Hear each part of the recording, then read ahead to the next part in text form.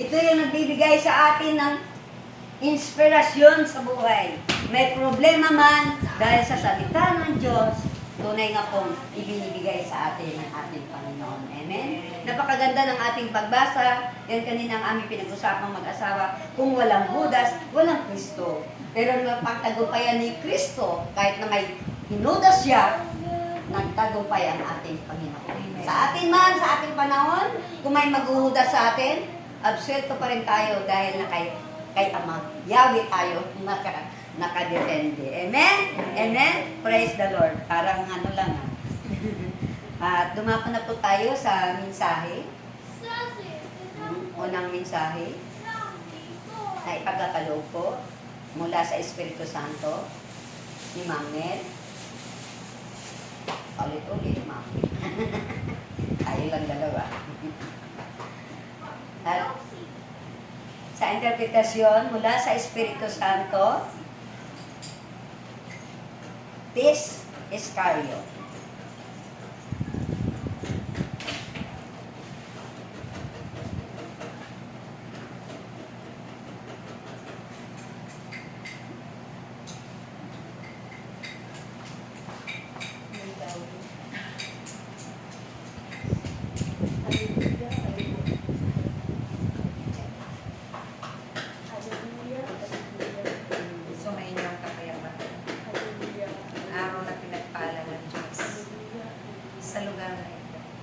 Isang himala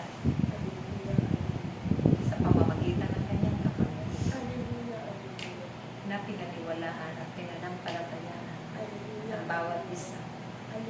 Dahil maraming pamamaraan ng Diyos kung papaano kayo panunumbalikin sa kanyang piling.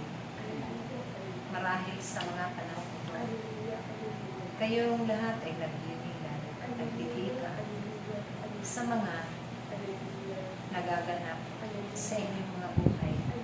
Higit sa bubunitain ninyo ang pinagdaanan ng inyong Panginoon na minamahal.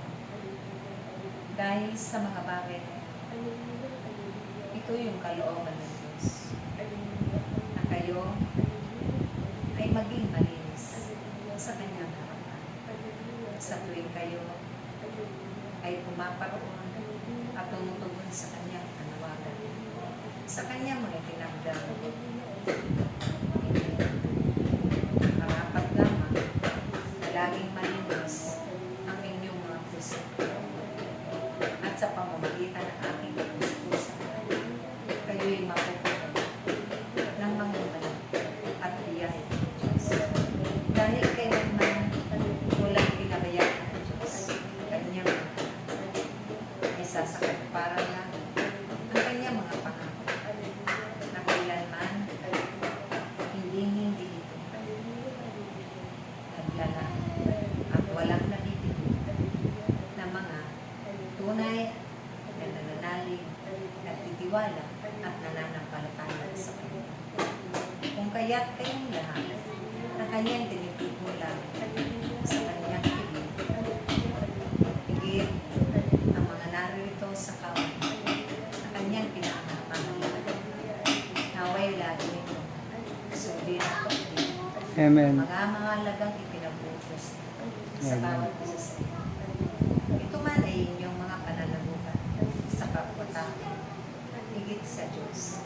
Kung kaya ang pagsasanay niya sa paggawa ninyo at pagpapahagi, pagpapalaganan ng mabubuting bagay ay isang karangalan ng Diyos na lagi ang kanyang banal na pangalan ang siyang mapaparangalan.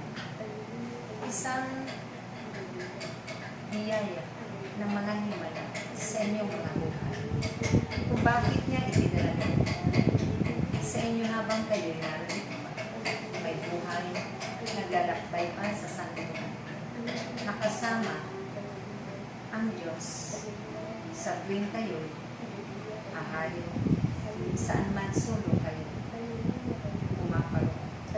Dahil ito ang pinakamahalagang bagay na tinanggap nila at panggang sa ngayon, nagsumika ka ng bawat isa. Pakala